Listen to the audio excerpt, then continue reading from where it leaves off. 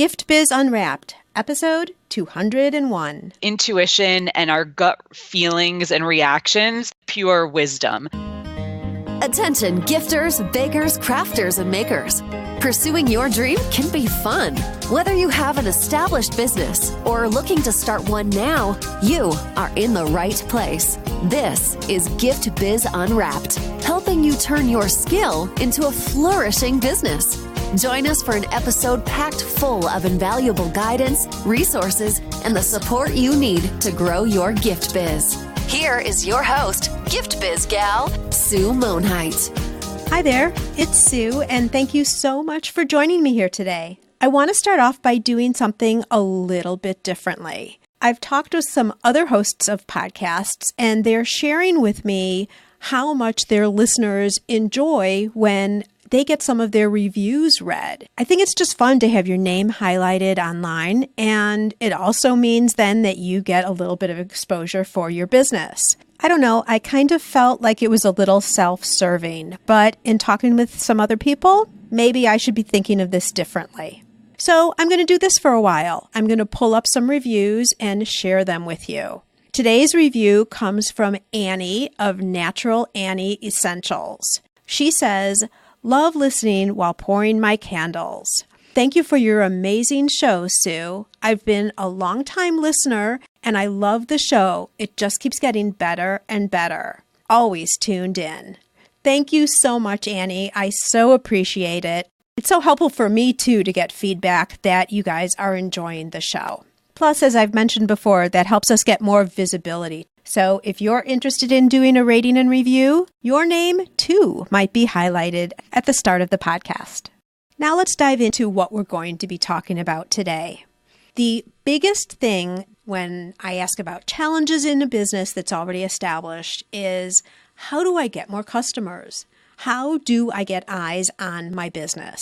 And towards that end, I have Amanda here who's talking about something different than the obvious thing that everyone goes to today. It's always now social media, Facebook, Instagram stories, all of that. A lot of us are forgetting that some of the traditional PR methods still can be very powerful for your business.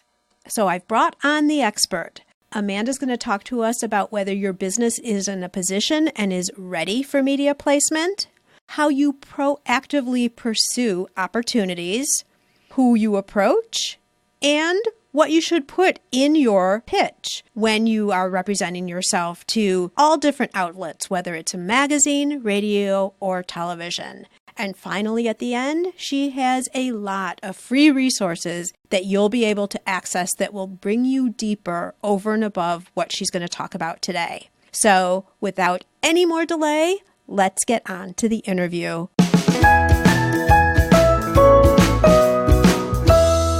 Today, I am thrilled to introduce you to Amanda Berlin. After more than a decade in the New York City public relations world, Amanda now uses her pitch powers for good. She helps entrepreneurs step into their presence, create a story that inspires others, and spread their message in the media. Amanda and her clients have been featured in all types of media, from Business Insider to Entrepreneur on Fire, and from WNYW Fox 5 to Bustle.com.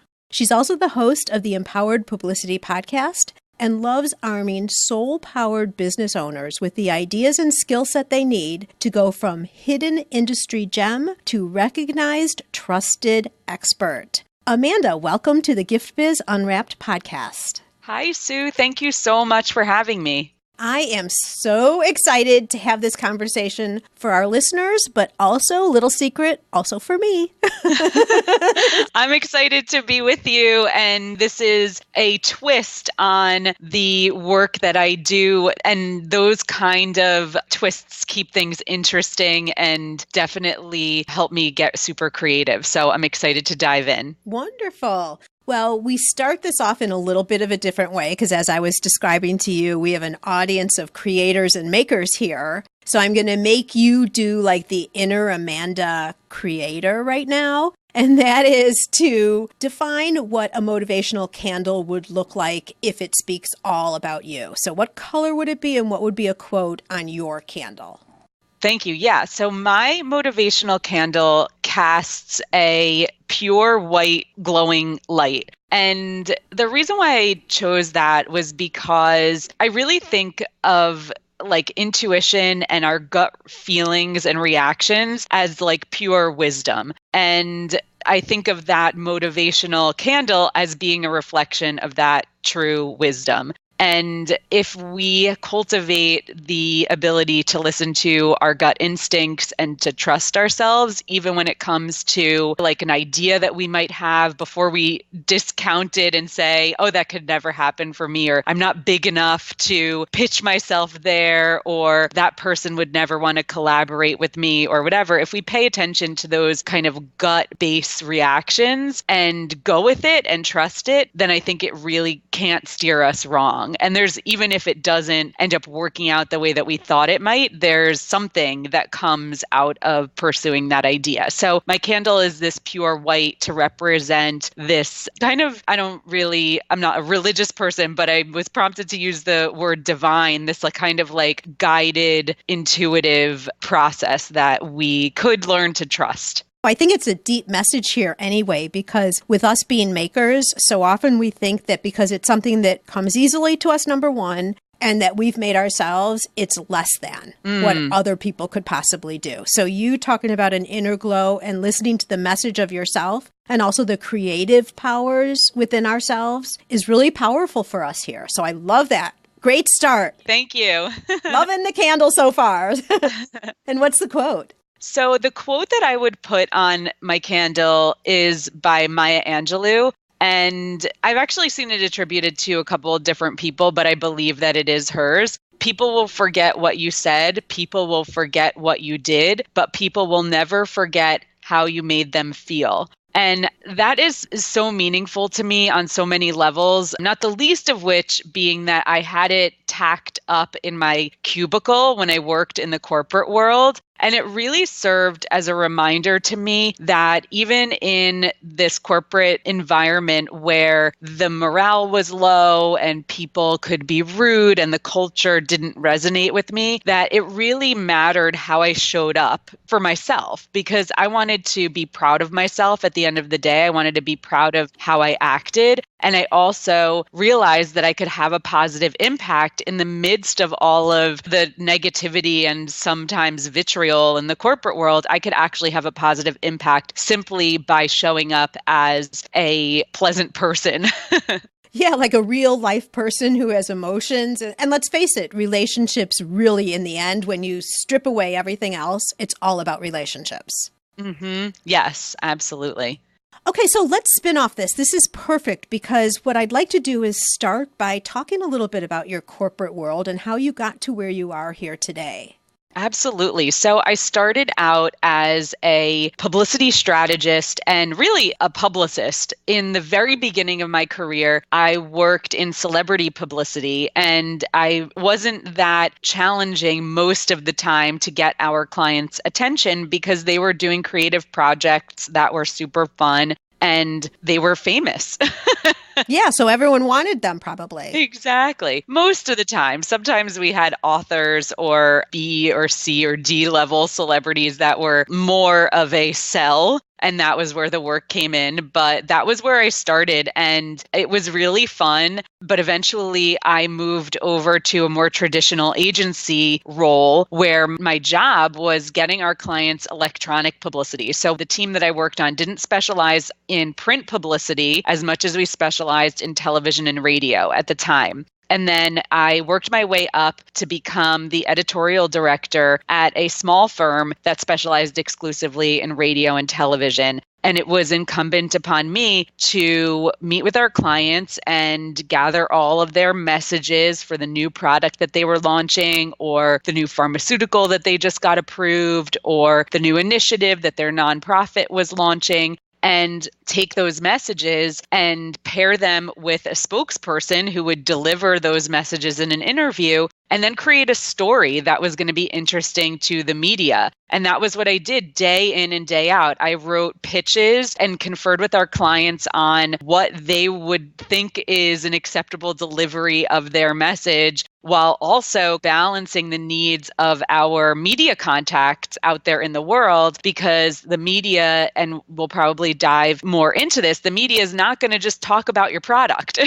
You need to create a story around your product so that the media has a reason to give you the platform to deliver your message to their audience. So that was what my job was helping my clients understand the story that we needed to tell about their product or about their new initiative or whatever it was. So at that point, I had been editorial director for about 6 years. And the last 3 years of that time, I really knew that I needed to do something else. I was saying before that the culture was not aligned for me. The work didn't feel like it was making the world a better place. I felt a real pull to do something that had more of a positive impact. And I really was burning out. I was burning out on all the writing that I had to do. I remember my boss at the time, when I started that job, she said, "You're going to burn out because it's a writing job and writers burn out." And I didn't really know what a burnout was even at that point, but I definitely was getting there further into those years. So I was burning out, and really looking back on it in hindsight, it was the culture that was killing me. It was killing my soul. So for 3 years, I really felt like I needed to move on and do something. I just didn't know what that was. And I wasn't about to leave my well-paying corporate job to go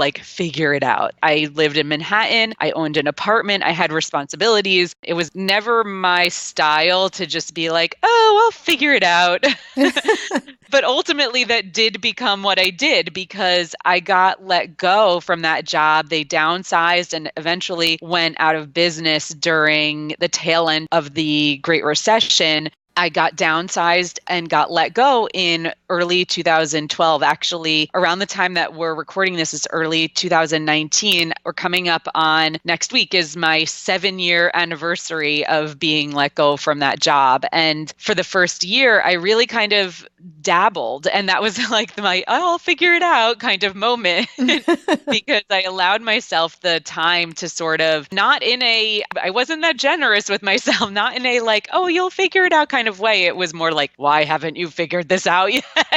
Well, it has to be stressful. I mean, I'm with you. I agree with you that having to do it that way, if it was your own choice, wouldn't be the way to go. And I'm an advocate because we have a lot of people listening here who are working a 9-to-5 job and starting to build their business on the side. And maybe it's only going to be on the side. Maybe that's what they want. But I do hear a lot of people who had the inner rumblings like you did, that you're staying, but there could be something better for you. And then you kind of get pushed into doing it. So probably the best thing ever. Absolutely. And it is really hard. I think because I did want to start my own business for so many years, and not that I didn't do it, I tried. I actually did a lot of freelancing on the side and a lot of different things on the side, but really it's my belief, and it really is just my belief. I haven't sorted this out via science in any sense of the word, but I believe that we kind of need to not have that safety net if we're going to make it an actual full-time business. I feel like it's hard to have that plan B sort of lingering there if you really want to go all in your business.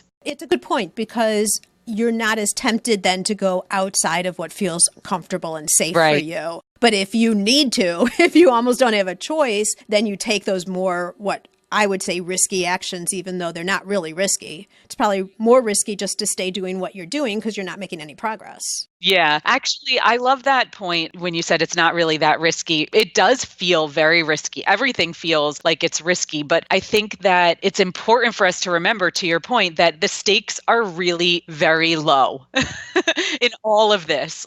The worst, I actually remember thinking that in my first year or two of business when things were really tight and I was just getting things off the ground. It took me a year to go back to the timeline. It took me a year to find find my footing and to really find what my business was going to be. And I remembered thinking in that first year or two, you're not going to die. Like that would be the worst case scenario. And so if that's not going to happen, then the stakes are low. It will be okay. Right. Well, and there's also the point that you're not going to land it necessarily the very first thing that you try. You get out there, you take action, then you tweak things a little bit, and eventually you get to a path that you start to get traction and it feels solid, and then you can start really taking off. Yes. I do have a question for you, and this is more just curiosity, so we don't have to spend a lot of time on this. But back in your editorial director days, was what you did successful if you got placements for your client, or did they need to then also sell or do something that was more tangible and monetized within their business? Our success was reflected in the placements that we got. They knew coming to us that they were going to get placed on local television across the country and local radio. That was the goal. And it really is a publicity effort. And I think that you and I will dive maybe more deeply into the benefits of television and radio specifically. But for most businesses, television and radio is really a visibility effort. It definitely could be defined by an assessment of return on investment because you can quantify like a television placement, a 3 to 5 minute interview with what it would cost to buy ad time there. And so that would be like the return on investment, but it's actually really hard to quantify sales from television and radio in particular, unless you're going to ask your customers where they heard from you. And on the large scale, like our clients were pharmaceutical companies and consumer products like Johnson & Johnson and Brawny and things like that. They're not asking their customers where they heard of them. So they weren't going to necessarily be able to track sales. When we're talking to gifters, bakers, crafters, makers, though, it's much smaller scale. So we would be able to track return on investment in quantifiable sales, probably. Right. But I don't want to say a secondary result of placement. Maybe you could say it that way, but it's part of a whole marketing strategy. Yes, exactly. It's one element of the mix, I guess.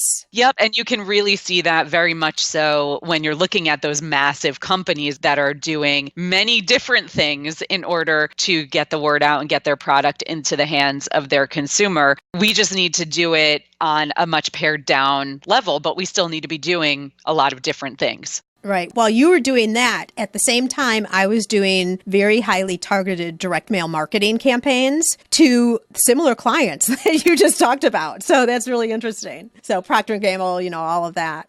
Oh, interesting. Yeah. Let's start talking a little bit about what we really came here to talk about, which was getting visibility in that manner. And you do know visibility is my word this year, Amanda. I know, Sue.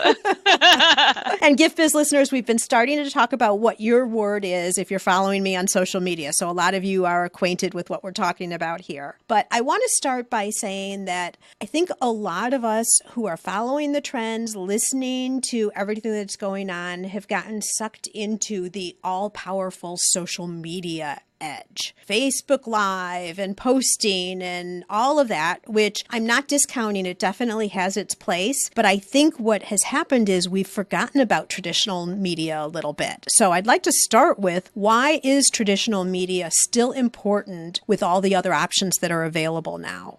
It is so important because social media allows you to talk to your existing audience.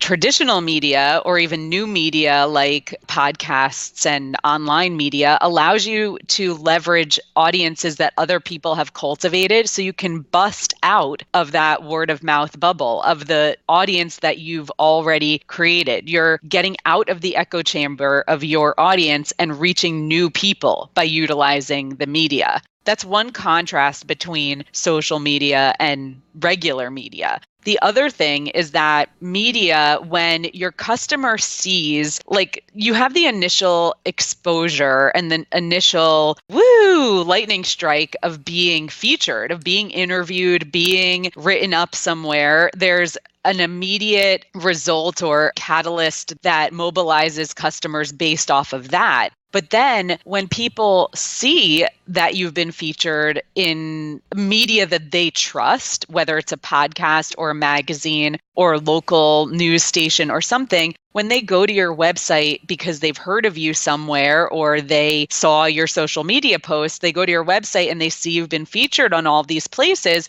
it really establishes trust. And it inspires credibility. It inspires them to really believe that you've got the goods, that you're endorsed. And the media is really the only way that the consumer is going to come to that place of trusting you because they trust that media outlet. The trust is transferred. Got it. Would you suggest then that it shortens the sale?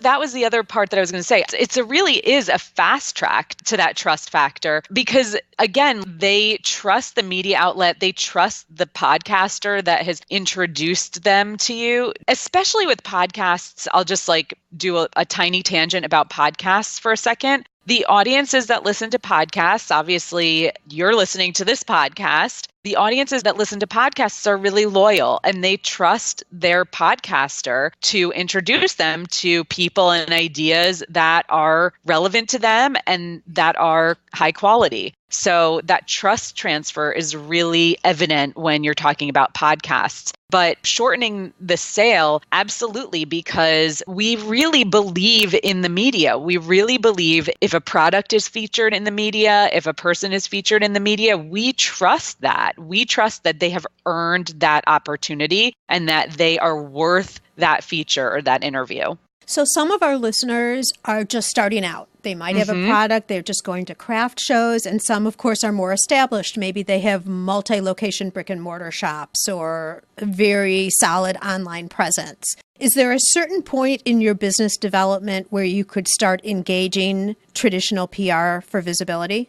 Yeah, I think you can start as soon as you have an established business. So I don't think you need to have a certain level of revenue or a certain number of locations or a certain number of sales or anything. I think you can start as soon as you have your idea and infrastructure in place. And I would say one of the great places to start for your audience in particular, gifters, bakers, crafters, makers, whether they are just starting out or they have multiple brick and mortar locations, would be with local media. And I would say there's a scale in terms of where you are in this journey. If you're just starting out, I would say that maybe a feature in your local community magazine might be something that would be a good showcase for you. If you have a product or a multiple brick and mortar locations, I would say you are an established business and you are making an impact in the community. And you could be on your local television station doing a quick segment about something relevant to your business. So I think that,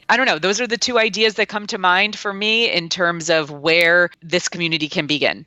Okay. And I'm almost thinking too, and I know I'm going to let you really talk about this in detail, but a grand opening, someone who's a local business owner or has been a local resident of a community and now starting a business of their own could be a great story also for local. So even just getting started could be good. Absolutely. And also I'll just note that that's news. When you say grand opening or something that's time sensitive like that, that is news. But we don't think of it that way. You're so busy with everything else that's going on with that event. All right, so there's lots of businesses out there. There's lots of people doing great things. And I think we've always kind of felt like the media should come to us. So let's talk through that fallacy, that thinking. What would you say to all of that? Absolutely. That is a common, I don't want to say misconception. I think it's a common road that we go down that really keeps us safe from putting ourselves out there and being vulnerable, because this whole effort of being visible is very vulnerable. And just to reiterate, I want to remind you the stakes are very low. I love that. No one is going to come and yell at you or embarrass you or anything. But the fact is, it is vulnerable. So believing that the media has to come to you it would be nice, right? It would be so nice.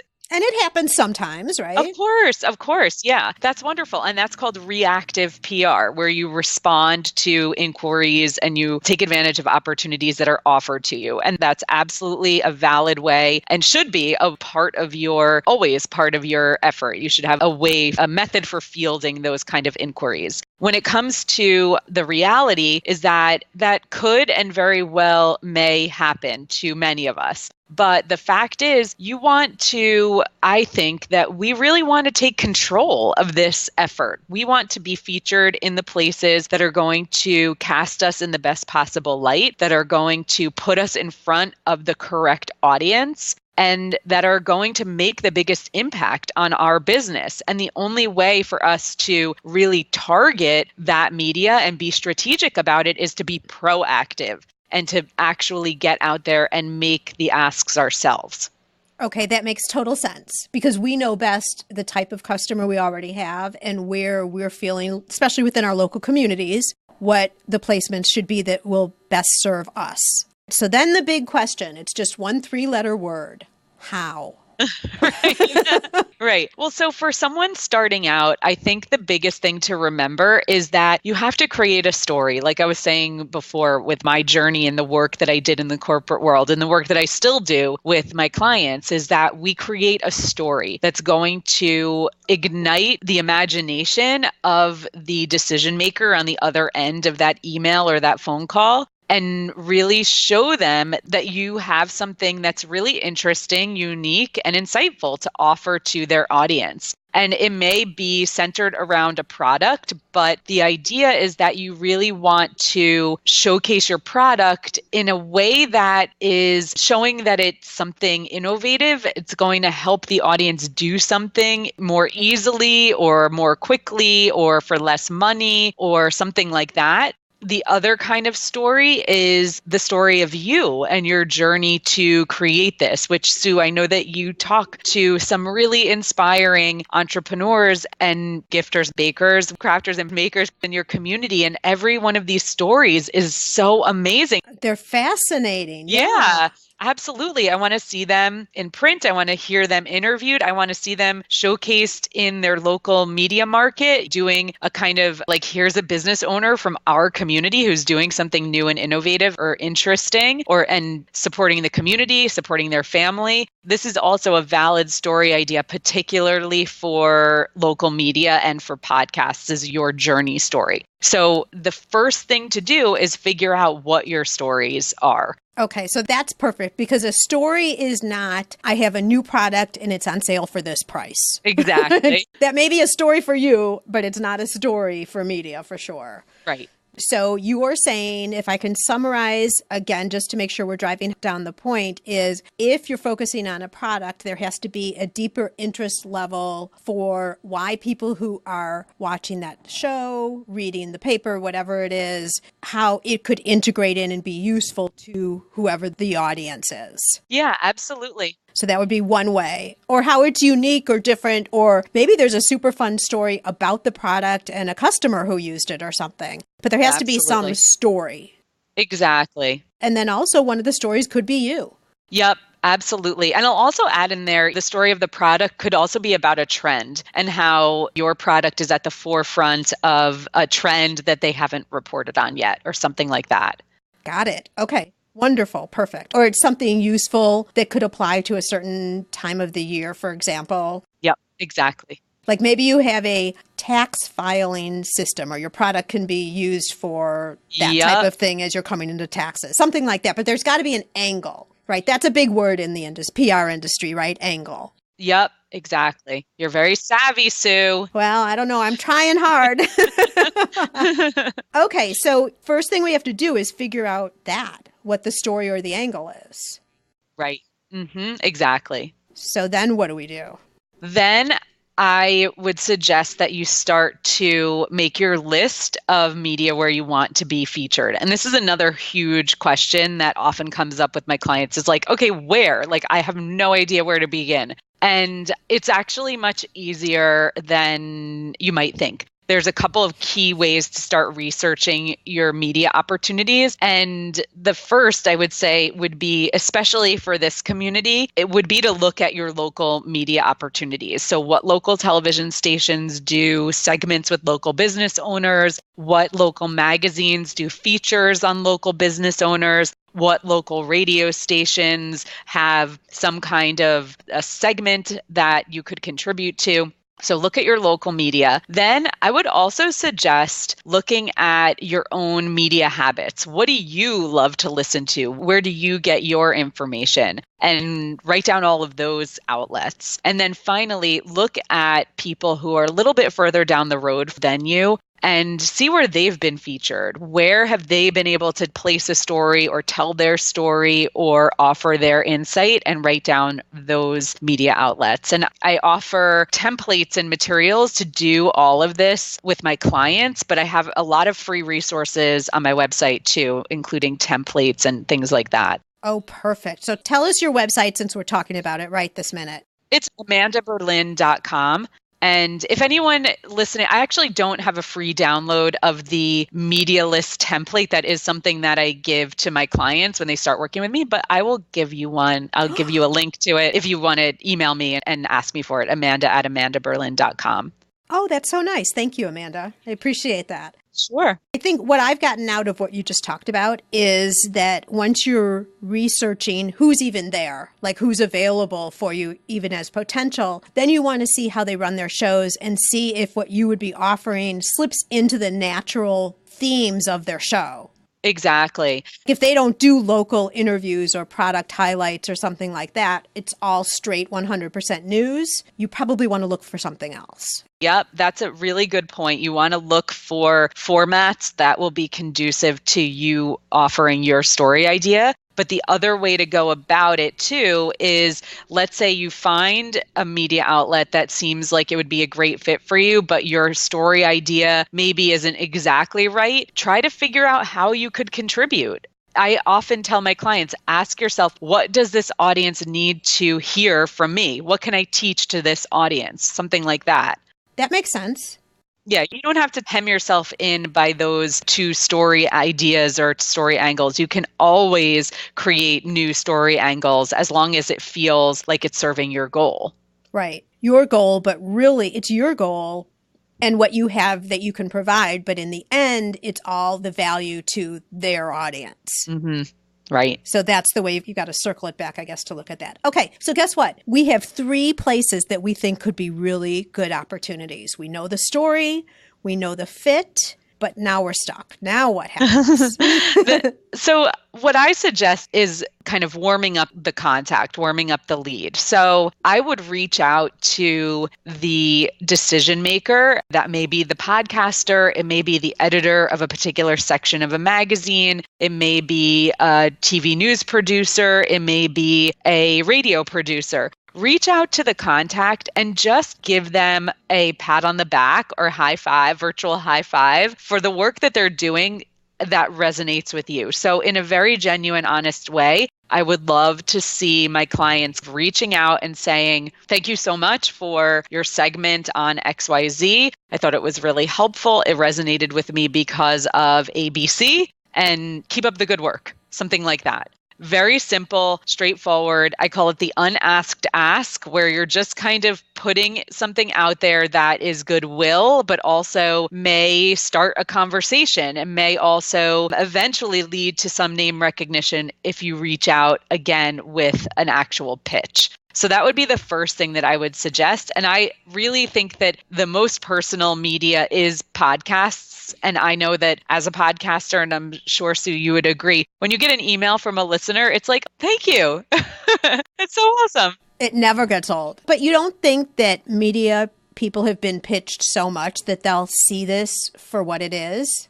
No, I don't think so, because I really do want it to be genuine. I really want anyone who adopt this strategy to reach out in a real genuine way, because you actually really do have to be a fan of the media that you're pitching, because you need to have consumed it, first of all, in order to know what kind of idea you can offer that will be resonant with their audience. So you've already been a consumer of that media, and I want you to get really excited about it. Get excited about the opportunity or the possibility that you could contribute there. So I just really do want that to feel super genuine and not like smarmy in any way. Right. And I think there's something else that you and I have talked about a little bit too, and that is it's really a two-way street because they also need to find things to feature.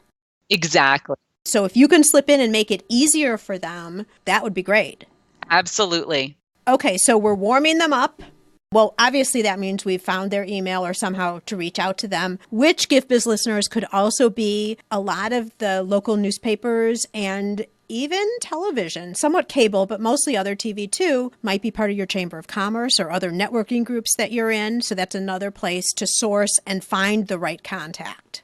Good point. Yep. So we found out how to reach out to them and we've warmed them up. And then now we're ready to present an idea, which is what you call the pitch, right? Exactly. Yes. So there's a couple of different ways to go about it. For the bold among us, sometimes a phone call is really valuable, but more so to traditional media. If you were to say, can we hop on the phone? I have some ways I think I could contribute to the show. Maybe we could talk about it and have some ideas in your back pocket, but then also just listen to what they might be looking for. That's a possibility. And you also can always call the assignment desk of any television station and ask for the right person to talk to once you've identified the show that might be the right fit for you. So you can call and say, who's the producer for Good Morning Austin or whatever it may be. And they will connect you because, again, like Sue said, they need you. They need the audience to be offering ideas and tips. They are meant to be talking to you. That's why there is a phone number. That's why they sit at the assignment desk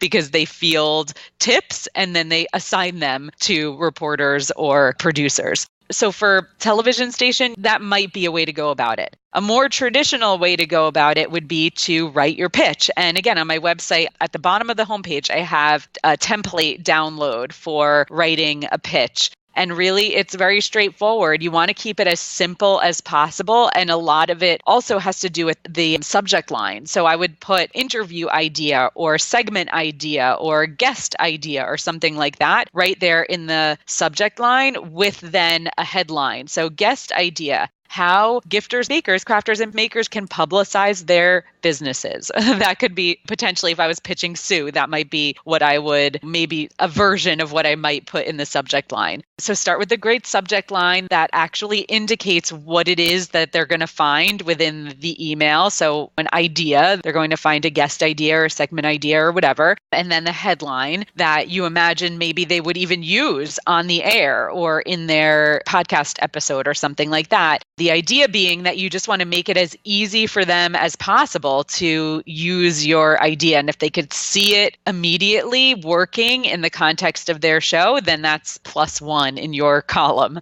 So from there, you want to, again, make the connection like, thank you so much for your work on XYZ. I loved this and this and this. Thanks for the work that you're doing. I wanted to see if you would be interested in an idea on, and then you can put your headline. And then you want to distill your segment idea into 3 T's bullet points that speak to what you imagine talking about in that interview, if we're talking about an interview here. So you would tease the points that you would make. So you have to come up with your talking points. It does require some advanced either research or just jotting down of ideas so that you have a really fully fleshed out story idea, because you're going to want to include the points that you will make in that interview in the pitch. And then following those bullet points, you will put a short version of your bio. So again, writing your media bio is something you can get on my website in the free resources. So it's like a 3 to 5 line bio that speaks to why you are perfect to be delivering this segment idea or this interview idea.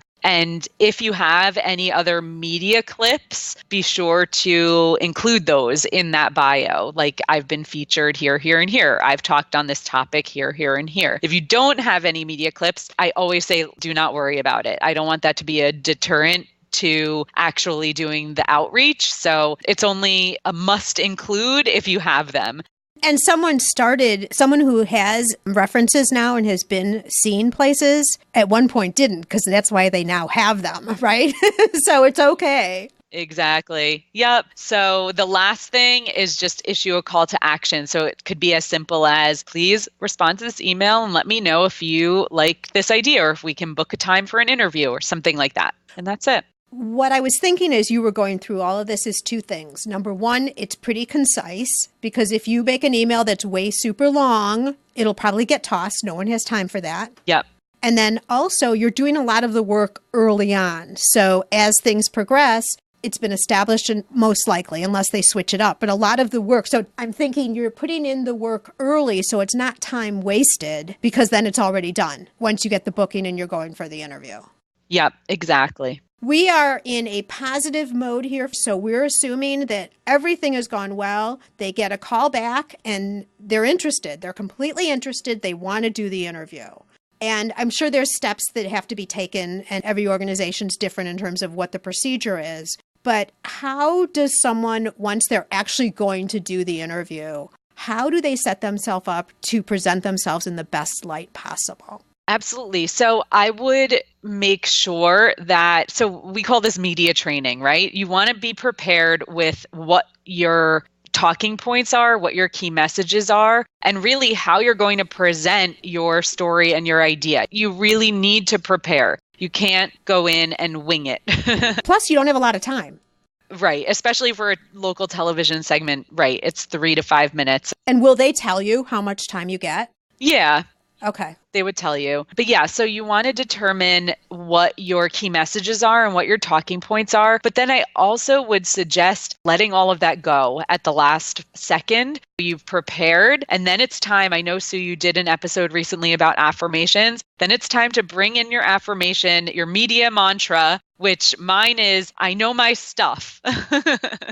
And remind yourself that you were made to do this. You have been working on your craft for as long as you have. You know your story, you know your stuff, you've prepared, and it's just time to take a breath and walk in there with confidence, because the camera picks up all the little ticks and twitches that we might have. It's really important to sort of be composed and confident when you walk onto that set. The other thing about it, though, another piece of media training that I offer my clients is that it's okay to name what's happening. So like if you do feel nervous, sometimes it really lightens the nerves, it lightens the mood. If you say like, oh, I'm sorry, I'm just so excited to be here, I'm a little nervous, something like that. If you were to name it, you obviously cannot take up a lot of time, but even if you say it before you go live, sometimes it lessens the burden of carrying that in silence.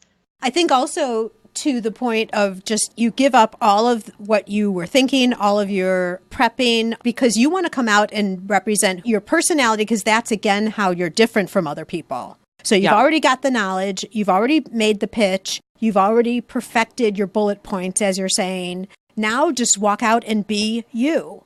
Yep. Exactly. Way easier said than done, though, I'm sure. Right. Yeah. It's not a bad thing to be running on adrenaline in those moments. It's okay. And you want to be present, and you want to be genuine, and you want to be in the moment. So that's another reason to set aside those notes and just go in and stake your ground.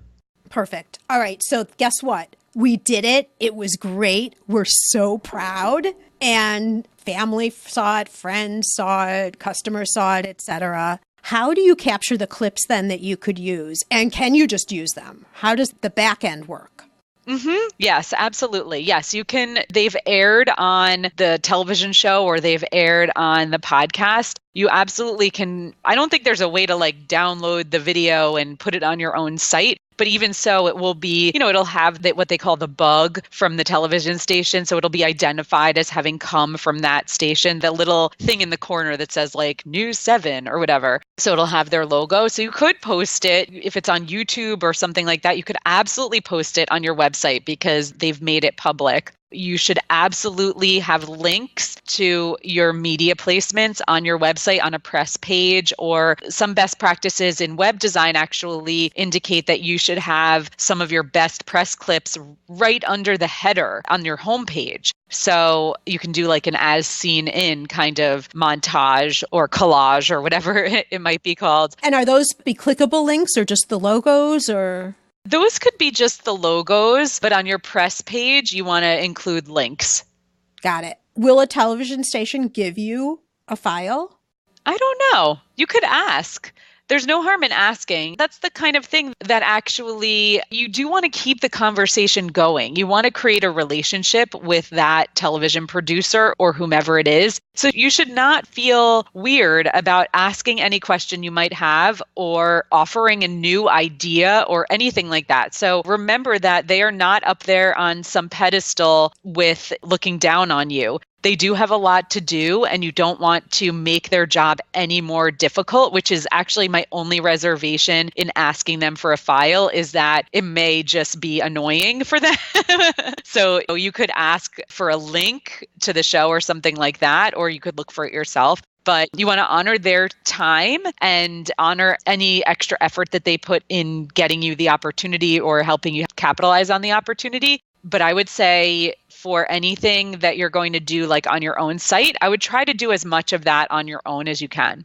Got it. And as you're talking, it also brings to mind that this shouldn't be, I guess, in our minds, a one and done thing. Like You're on a show and then that's it. Now you go on to the next one. If you can continue the relationship, you may put yourself in a position to be the trusted advisor about chocolate. Yeah. And then maybe they're going to reach out to you when they need a segment because Valentine's Day is coming up. Absolutely. So it's just the start of a relationship. It's not just for a one-time thing. Potentially, if you're lucky. Exactly. Well, it's also up to you to nurture that relationship as well. Offer them a new idea. If they don't come to you with that Valentine's idea, then you can offer it to them. There you go. And obviously we didn't say this, but I think we all know to do this, a follow-up, a thank you when something's gone well. So that's something. Yes. And that could be looking forward to featuring this on my website. Really appreciate it. Enjoyed it so much. Whatever it is, whatever you say. Just normal, regular, cordial wording. Exactly. I guess I'd say. So Gift Biz listeners, isn't this exciting? Amanda's talking about something that I don't think we think about often. As I was saying in the beginning, it's always social media. How do I post more? How do I get more followers? All of this type of thing, the followers and everything. And this is something that now sounds so doable. Even though it sounds a little bit scary and risky, it's really much more low risk than we think. That was great, Amanda, that you talked about that, because I think we get so fearful because we think that, if they aren't interested, the whole world's going to know. And in reality, only we know, right? Or whoever you choose to tell. Exactly. And it has been fabulous how you've listed all of the things to do, because any of us could get started right now. Like as soon as we're done with this show, you could start taking some of these steps and working yourself toward having a spot on your local TV show become a reality for you. Absolutely. I want you to start right now. Yes. Empower them, Amanda. What do you say to somebody who's thinking, okay, this all sounds good, but I'm not sure? We said this throughout the course of this interview. They need you. They need your ideas. It's not like you're going out there and begging in vain for some exposure because of vanity. I mean, I don't mean in vain. I mean for your own vanity. You are putting yourself out there because you think you have something valuable to offer to this audience. And even if your motivation really is to grow your business and support your family and do this thing that you love, I think that is a positive enough intention to get this ball rolling. And someone out there is going to be inspired by what you are putting out there. So you owe it to them as well. If you don't find the intrinsic motivation within yourself to start doing this, then think about the people out there who are waiting to hear from someone like you, the people out there who are going to experience the positive ripple effect of your courage in putting yourself out there. I love that, because I want to learn how to chocolate dip strawberries properly, or I want to learn how to make a gift basket that I can give to my mother for her birthday. Or I've always thought about knitting a scarf, but don't know how or the right colors. Like there's so many ways we can take our creative works and spin them to be of value to an audience. Yep, absolutely. So you just have to think a little differently than what we normally think of as business owners.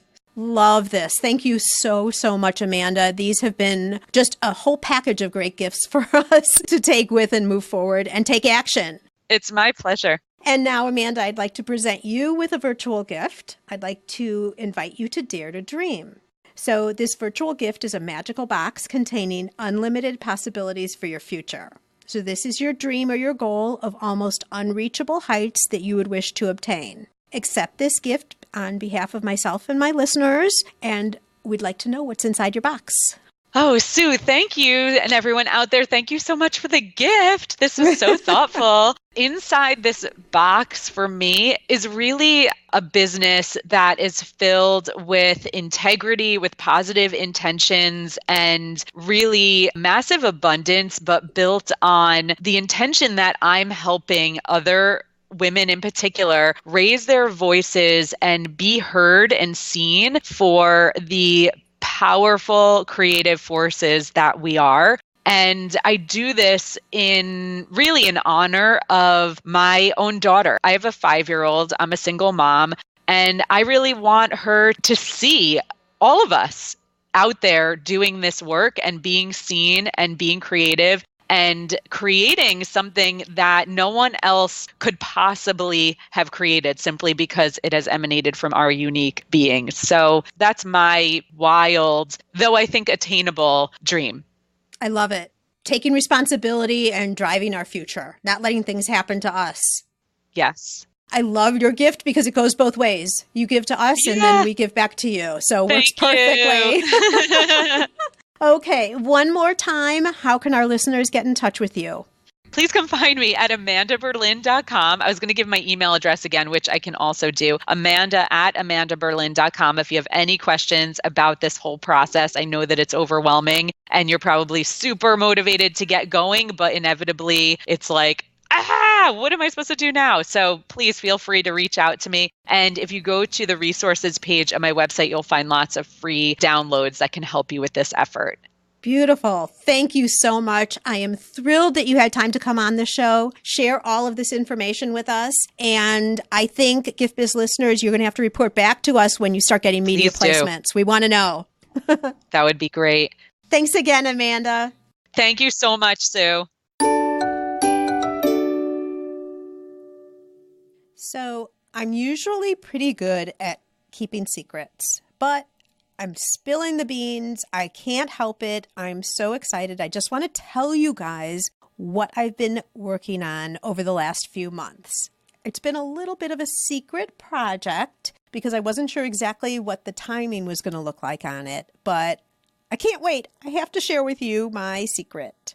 Many of you who've been following me for a while know that I wrote a book that came out last May. It's called Maker to Master, but that's not what this is about, although it spins off a similar concept. When I was getting serious about writing that book, there were actually 2 books that I had in my mind. One was Maker to Master, and that, truth be told, was the harder one to do. But I also was really interested in writing a book that was an inspirational book, kind of inspiration a day. I know you've seen those out there where it's 365 inspiring thoughts for your year or something like that. I think very often we get defeated by our own self-talk, and we also sway away from core, solid business growth values because there's a new social media site that's available or other things come up that take our mind off of the really important things that we need to grow our business. As things happen, my idea continued to evolve, and I came up with the idea of, instead of doing a 365 inspiring tips type book, it would be way more helpful for you if it was included in some type of a planner, so that every day when you're planning out your day, you'd also then see a tip. If I look at how I work with things, I don't know if I would have a book on the side of my desk and every day look at one day's inspiration and then another day's inspiration. Way better to have everything in one place.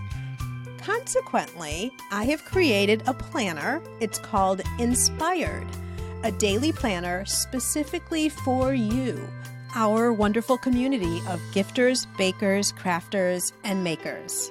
I'll be sharing more in the upcoming days, but let me give you a few highlights here. One of the cool things about this planner is you can start any month of the year. Have you ever been like me where all of a sudden in May you decide, I want to start doing things different, I want to get myself really organized, but then you go to find a planner and they either start in September going into the next year, or you have to buy a year and all the prior months of the year are useless for you because you're already in May. With this planner, you can start anytime. If you're listening to this announcement in January, you can start it right away. If you're hearing this in May, you can use this planner starting in May. It has monthly and daily layouts, so you'll be able to keep yourself really organized, and special life-enhancing sections. More on that later. It also includes what I've been talking about earlier, and the reason I changed this from a book to a planner, and that is daily inspiration, things that you need to be telling yourself, affirmations to get in the right mindset as the owner of your business. Also, business tips and ideas. Some of them you're going to read and you're like, yep, got it, it's covered. And then others might give you some pause, ideas of things you might want to implement into your business to further either solidify or grow what you already have going. That's all I'm going to share with you right now, but I will tell you that we are just weeks away from getting this out to you.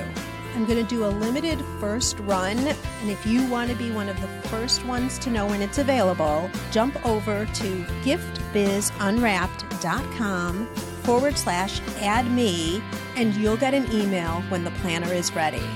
That link again is giftbizunwrapped.com/add-me. There is no time like the present to take the next step on solidifying the dream you have for your business. The new Inspired Planner could be just the ticket to making sure that that actually happens for you this year. Thanks again for joining me today, and I want to make sure that you subscribe to the show because you do not want to miss what I have coming your way next week. It's a little bit of self-reflection for you. You might walk away learning a little bit more about yourself, feeling really good about some of the things that you're doing for your business, and understanding why some other things you do are just so uncomfortable. They don't feel like a really good fit. And then what to do about that. Have I piqued your curiosity? I found this really, really helpful to me and interesting just to understand myself better and why I react to things in business that I do. And that's all